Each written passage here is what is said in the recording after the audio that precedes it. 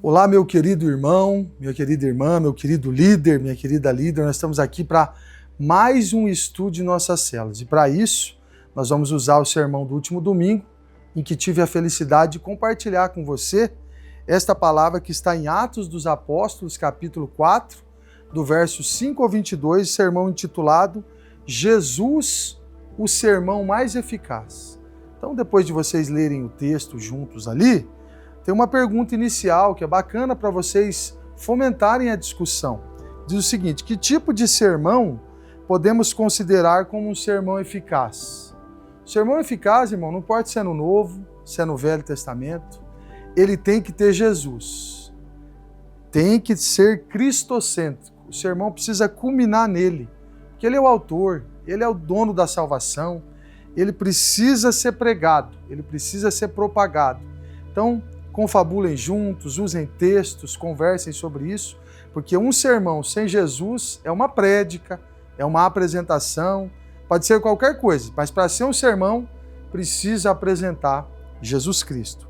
Depois, a introdução, esse sermão é belo, porque o apóstolo Pedro ele foi levado junto com João para o Sinédrio, para eles darem justificativas sobre um homem que havia sido curado no capítulo 3. Então o Sinédrio ali, os religiosos da época, estavam tomados de fúria, de inveja, porque no nome de Jesus a igreja começava a se propagar.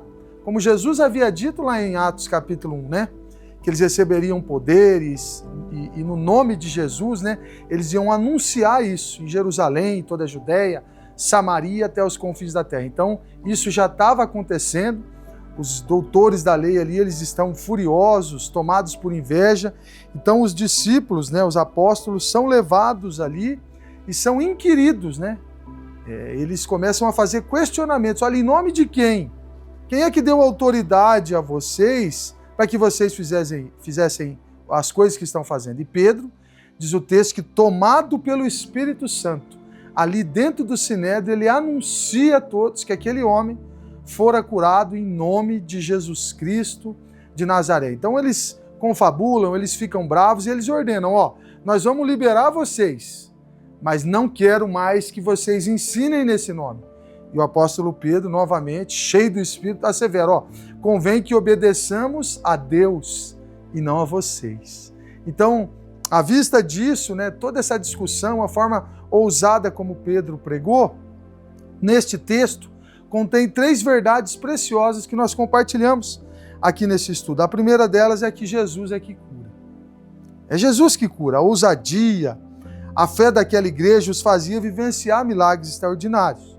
Então, o que é legal? Você compartilhar testemunhos aí na sua célula, seu mesmo, das pessoas que estão ali frequentando, coisas maravilhosas, milagres que aconteceram ali no meio do povo, ou histórias abençoadoras que possam ser compartilhadas. Note que na Semana do Clamor foi falado sobre milagres. Eu compartilhei, enquanto preguei, vários milagres, histórias de curas espetaculares vividas pelos irmãos, porque isso aguça a nossa fé. Isso toma a nossa mente, o coração, isso nos fortifica, nos fortalece para crermos cada vez mais que Jesus só é o Deus que pode curar como ele curou aquele coxo naquele dia. Um segundo ponto, que Jesus, além de curar, ele liberta. Jesus não sara somente a enfermidade física da pessoa, ele também liberta das mazelas que a enfermidade pode trazer.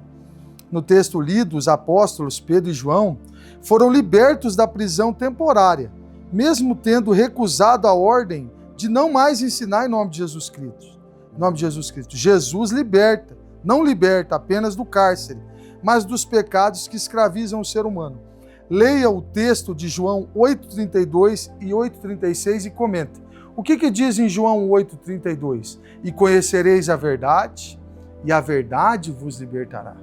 E se, pois, o Filho vos libertar, no 36, verdadeiramente sereis livres. Então Jesus é esse Deus que liberta das mazelas, porque note que este homem coxo, por mais de 40 anos, ele viu o mundo de baixo para cima.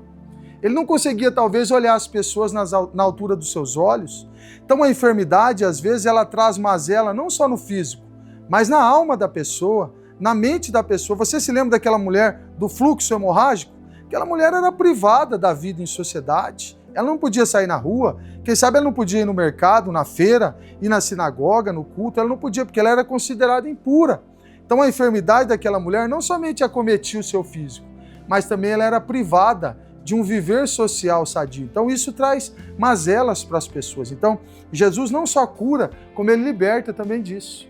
Ele traz a cura, a libertação total para a vida da pessoa, a fim de que, de fato, né, como diz o texto aqui do verso 36, verdadeiramente a pessoa se torna livre. E por fim, o maior ponto, eu acho, desse sermão pregado pelo apóstolo Pedro, está no verso de número 12, quando vocês farão a leitura, quando ele diz, e nenhum outro nome é a salvação, nem em cima no céu, nem embaixo na terra, existe um outro nome dado entre os homens, pelo qual importa que sejamos salvos.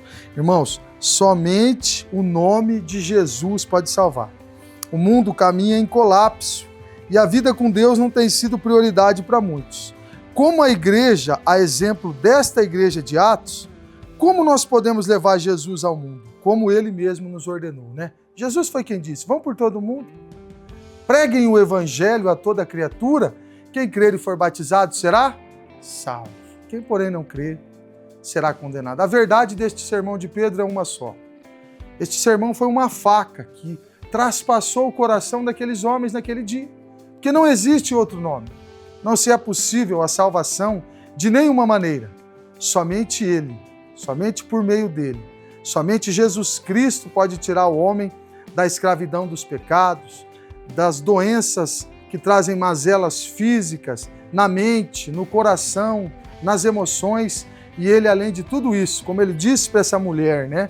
Essa mulher do fluxo hemorrágico, no final Jesus disse para ela, a tua fé te salvou. Este salvou ali é muito lindo, porque o significado desta palavra em grego é sozo, que quer dizer curado, salvo e liberto. Só Jesus pode fazer isso. Que a sua célula seja uma bênção, que vocês sejam tomados aí por esse poder que salva, que cura e que liberta. Que sigamos como igreja nesse ano de 2025, cheios dessa força e do poder de Deus para anunciar esse Jesus que pode transformar por completo a vida das pessoas. Que Deus te abençoe e uma excelente célula para vocês.